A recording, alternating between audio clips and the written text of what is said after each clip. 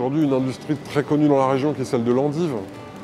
C'est une filière où on paye des gens à enlever des feuilles d'endive jusqu'à ce que ça pèse 1 kg. Et on jette tout. Enfin, à un moment, on a envie de dire arrêtez tout, changeons légèrement le standard pour dire ces 5 pièces de 200 à 250 grammes, donnons-nous des souplesses et faisons en sorte que 100% des endives qui poussent aillent vers le consommateur ou vers un atelier de transformation qui va le réacheminer vers le consommateur. Le système alimentaire actuel crée des relations essentiellement basées sur les volumes et la course au prix bas. Les acteurs ont peu de marge de manœuvre pour apporter des solutions nouvelles face aux crises écologiques, économiques et sociales.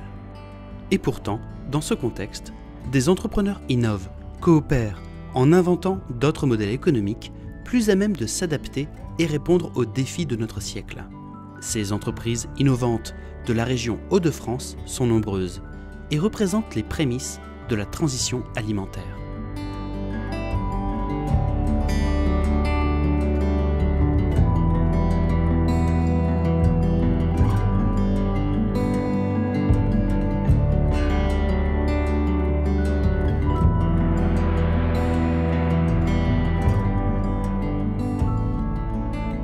Donc je suis agriculteur depuis 2001, mais agriculteur entrepreneur, j'ai développé pas mal de projets.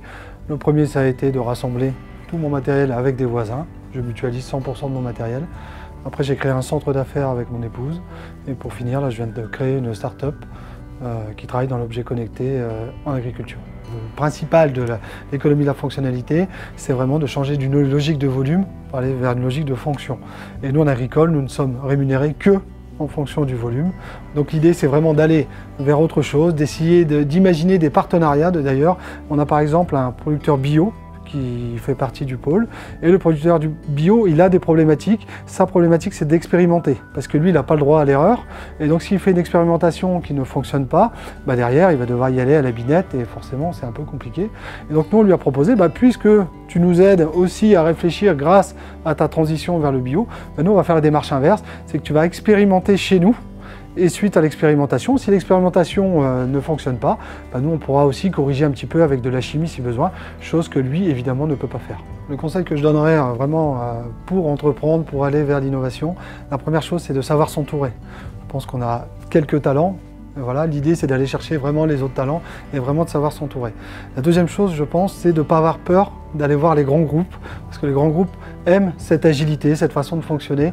Eux sont plutôt plus compliqué à bousculer, plus compliqué à faire avancer.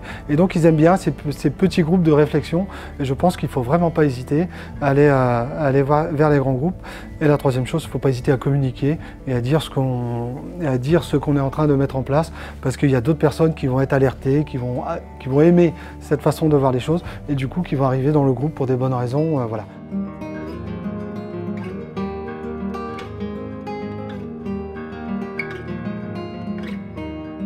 Alors une coopérative agricole, bah, c'est d'abord, à la base, ce sont des éleveurs qui se regroupent pour créer une structure, une entité, une société qui doit leur apporter un service ou un produit.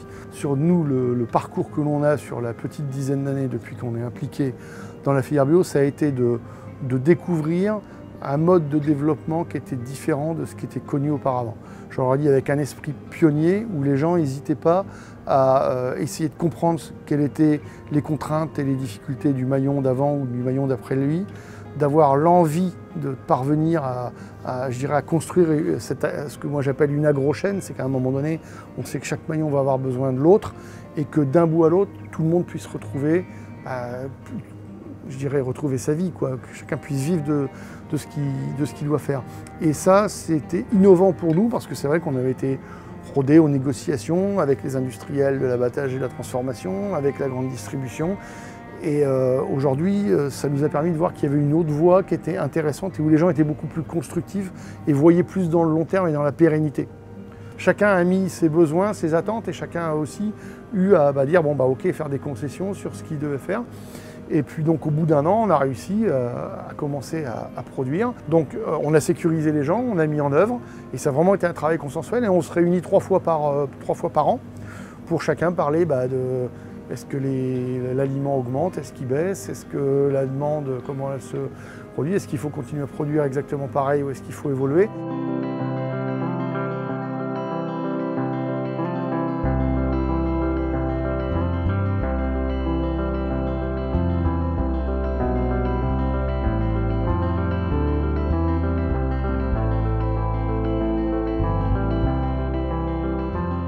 Alors aujourd'hui, les paniers Léa, c'est des livraisons de corbeilles de fruits pour les poser collaborateurs. Ce sont des animations et des ateliers LC autour du bien-être par l'alimentation. Et puis c'est aussi un accompagnement dans la durée pour donner les clés d'une meilleure alimentation pour les collaborateurs. Et finalement, notre modèle économique, on l'a complètement transformé en ne pensant plus forcément à l'aspect volumique, à livrer un nombre de corbeilles de fruits ou livrer des petits déjeuners, mais par contre à réfléchir quels sont les effets bénéfiques pour l'entreprise et comment on peut y arriver, comment on peut améliorer le bien-être en entreprise et avec qui. Mais c'est vrai que pour les collaborations à venir et futures, on est toujours en quête justement d'expliquer notre démarche et de trouver de nouveaux partenaires pour faire en sorte que nos actions soient de plus en plus audibles et crédibles dans les entreprises. Et en cela, on passe quand même beaucoup plus de temps à écouter les uns les autres et à discuter, à se rencontrer dans les réseaux ou alors aller voir des acteurs de la santé, leur expliquer ce qu'on fait et notre démarche. Et généralement, ça s'avère assez fructueux et les collaborations naissent de ces rencontres. Les satisfactions que l'on peut en retirer, alors déjà, il y a le fait dans le projet initial, il y avait les producteurs. Et pouvoir sortir les producteurs de leur schéma de distribution traditionnelle et créer avec eux des circuits courts où on peut leur garantir une rémunération et partir d'un prix producteur pour arriver à un prix de vente, donc les sécuriser, faire en sorte qu'ils cultivent dans de bonnes conditions, pour nous c'est hyper important. Et finalement, malgré l'évolution du modèle économique, on a toujours ce socle-là avec eux et le partenariat s'est intensifié. La satisfaction aussi de voir les collaborateurs qui nous suivent dans le projet, qui adhèrent, et qui sont toujours fidèles et l'équipe s'étoffe de plus en plus. Une satisfaction également, c'est je vous le disais tout à l'heure, c'est de conserver les valeurs d'origine et pas en déroger. Donc typiquement la RSE, on tend vers plus de responsabilité, pour nous c'est très important.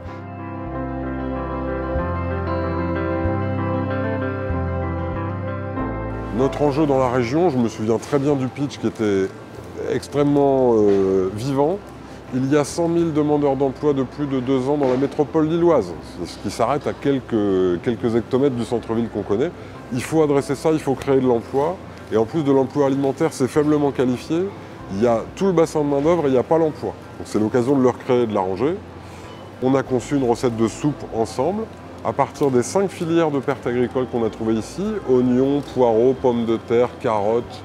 On les achemine ici. On a conçu un petit atelier de transformation avec des équipes de 3 ou 4 personnes. Et les chefs de la région, dont Maxime, le chef de chez Mère à Lille, nous a aidé à concevoir des recettes de soupe originales qui sont vendues derrière moi et qui correspondent à une vraie demande de la part du client. Alors quand on s'intéresse à ce business, on est bien sur des chantiers de RSE. Donc on va parler d'externalités qui ne sont pas que financières ou comptables, on va parler d'externalités environnementales et d'externalités sociales. Voilà, une co-création, ça peut soulever quelques questions parfois dans l'organisation. Moi, le grand plaisir que j'ai pu y trouver, c'est que dans une co-création, on ne soupçonne pas les ressources que peuvent apporter des co-créateurs et des partenaires sous forme d'expertise. Une expertise marketing et industrielle chez McCain, une expertise à la vente et à la connaissance client chez moi, une expertise sur la formation chez Randstad. Et pourtant, des problèmes continuent à se poser et insolubles. On s'est beaucoup agacé sur la recette de la soupe. C'est quoi la recette de la soupe, c'est quoi le goût, c'est quoi la signature. Si on n'arrive pas à se mettre d'accord en co-création, c'est pas grave. En général, ça attire d'autres personnes. Et on a été chercher un autre chef et on lui a dit « mais si ça t'intéresse, viens t'asseoir avec nous. Et on aimerait bien que tu nous dises comment on devrait faire cette soupe-là. » Et là, on se rend compte que pour un chef, « ah j'aime le projet, c'est intéressant, c'est des produits locaux, on va faire ça, ça, ça et ça. » Et tout le monde se dit « ah bah oui. »